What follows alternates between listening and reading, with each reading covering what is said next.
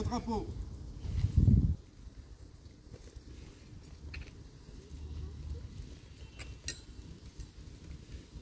Ouvrez le banc.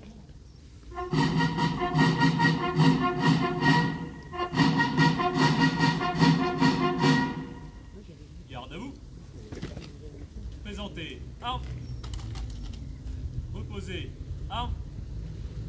Repos. Garde à vous. Présentez. Armes. L'autorité militaire passe le détachement en revue.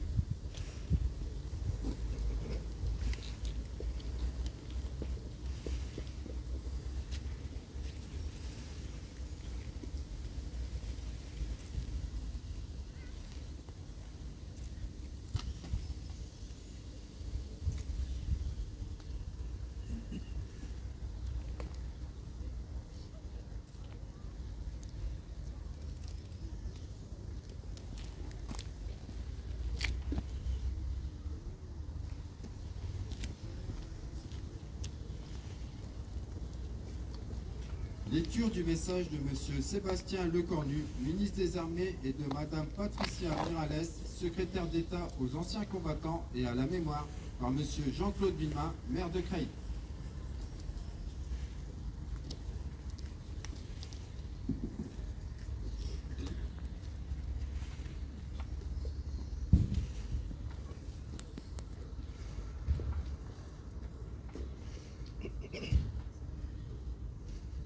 Il y a 79 ans, à Berlin, la France surmontait l'étrange défaite de mai 1940 et l'esprit de collaboration.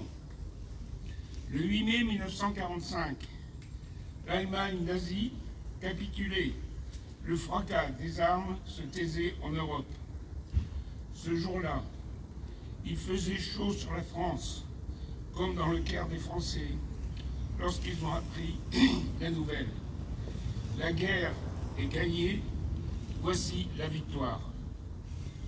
Ces quelques mots prononcés par la voix du général de Gaulle, qui depuis le 18 juin 1940 avait poursuivi le combat, ont résonné dans le pays et bien au-delà. La délivrance est là, et en même temps que les larmes de joie, la douleur fait briller les yeux des Françaises et des Français. Car la victoire, si heureuse soit-elle, n'efface ni la guerre qui a eu lieu, ni ses ravages, ni ses morts. Des ruines de Rennes et de Saint-Lô, aux plages de Normandie et de Provence, droit nos monuments aux morts sur lesquels on gravera bientôt des noms nouveaux. C'est dans un silence de mort que résonnent les premiers cris de la libération. Dans ce silence des murs d'Isieux et de celui de toutes les maisons dont les habitants ont été assassinés. Le 8 mai 1945, dans un élan collectif, chacun pleure les morts et salue ceux qui ont combattu. 79 ans après, réunis devant nos monuments aux morts, nous leur rendons un même hommage. Nous nous souvenons de ceux qui, de 40 et de leurs efforts héroïques, à Montcornet, Saumur, Narvik ou dans les Alpes. Nous nous souvenons des hommes et des femmes qui ont refusé d'abandonner la patrie à ceux qui l'avaient occupée, à ceux qui l'avaient trahi. Résistants, ils s'étaient engagés sans calcul, sans garantie, mais résolus à vivre libres ou mourir. Nous nous souvenons des combattants des forces françaises libres, venant d'Afrique, d'outre-mer, d'ailleurs, de France. Ils étaient soldats, légionnaires, aviateurs, tirailleurs, marsouins ou marins. Ils sont arrivés sur les plages de Normandie et de Provence, après les glorieux combats de Bir Hakeim, de Koufra, dans les sables des déserts d'Afrique ou du Levant, à Monte Cassino. Ils débarquaient en France, guidés par la liberté. Liberté qu'ils aimaient plus que leur propre vie. Ils se sont battus et n'ont jamais plié. Nous nous souvenons du soutien décisif de nos alliés d'alors, de ces combattants partis à l'assaut de l'ennemi côte à côte avec les Français libres, de ces millions d'hommes et de femmes qui se sont unis pour hâter la victoire. Nous nous souvenons également de toutes les victimes civiles qui payèrent un immense tribut.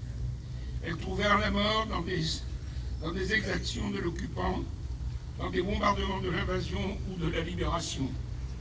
Nous nous souvenons des victimes de la déportation politique et raciale, dans les camps de concentration ou dans les camps de la mort. Nous nous souvenons des Juifs, des Tziganes, des homosexuels, des handicapés physiques ou mentaux, haïs et assassinés simplement parce qu'un jour, ils étaient nés. Nous nous souvenons aussi de ces Français et de ces Françaises d'Alsace ou de Moselle, enrôlés malgré eux dans l'armée de l'occupant, sous un drapeau qui n'était pas le leur. Il y a 79 ans, la France et l'Europe avaient perdu leur innocence. Et c'est avec conscience grave du passé que chacun se mit à imaginer les jours heureux. Avant même la fin de la guerre, et de nouveaux défis se faisaient jour, de nouvelles ambitions aussi, une ambition politique partagée par toutes les forces qui avaient contribué à la libération et qui, rassemblées autour du général de Gaulle, avaient formé un gouvernement provisoire. L'ambition de l'établissement de la démocratie la plus large, car les peuples avaient compris, par les armes et par le sang versé, que le nationalisme est un fusil chargé. Tous pressentaient déjà que la construction européenne serait nécessaire au salut de l'Europe. Une ambition sociale, celle de la sécurité sociale, du droit du travail, de la sécurité de l'emploi, celle qui a donné à tous les enfants la possibilité de bénéficier de l'instruction et d'accéder à la culture pour que soit ainsi promue une élite, non de naissance, mais de mérite. Une ambition économique qui, ne se limitant pas à la reconstruction, a offert à notre pays les moyens de son indépendance et de sa prospérité. De la guerre du 8 mai 1945, nous avons conservé une mémoire. Celle-ci s'est nourrie de l'histoire des combats de la France libre et de la résistance, comme de celle de la déportation et de la collaboration. Cette mémoire est notre héritage, autant qu'une leçon. Depuis 79 ans, nous ne l'avons pas oubliée. Pour toujours, elle nous anime. Vive la République, vive la France.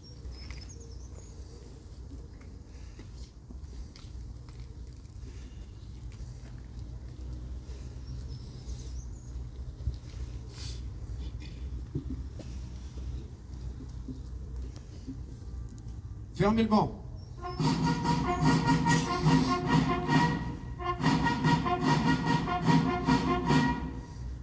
Dépôt de gerbe de M. Jean-Claude Villemain, maire de Creil, président de l'AXO. De M. le commissaire Chalvet, du colonel David Séché, commandant la base de défense de Creil, du lieutenant Michael Gosset, qui représente le commandant Éric Butighofer, chef du centre de secours principal, de M. René Brasier, de l'entente crayoise des anciens combattants, de Mme Boyer-Sylvane, de l'ACPG CATM et de M. Lois Éric, vice-président UNC Lyoncourt.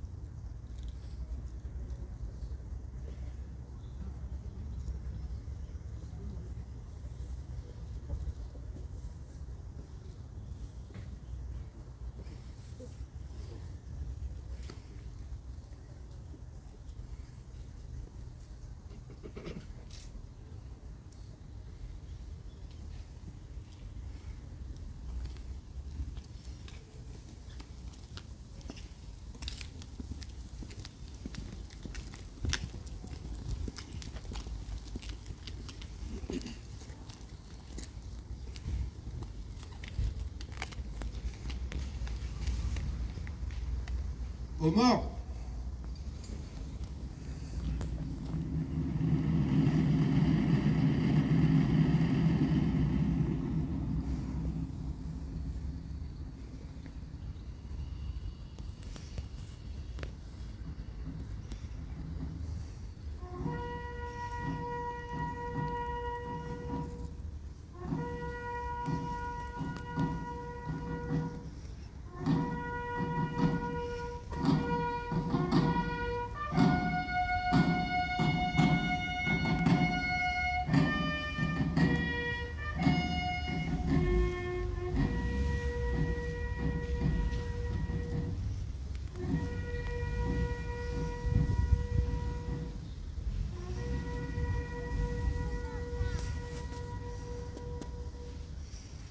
Mesdames, Messieurs, veuillez observer une minute de silence à la mémoire de nos morts.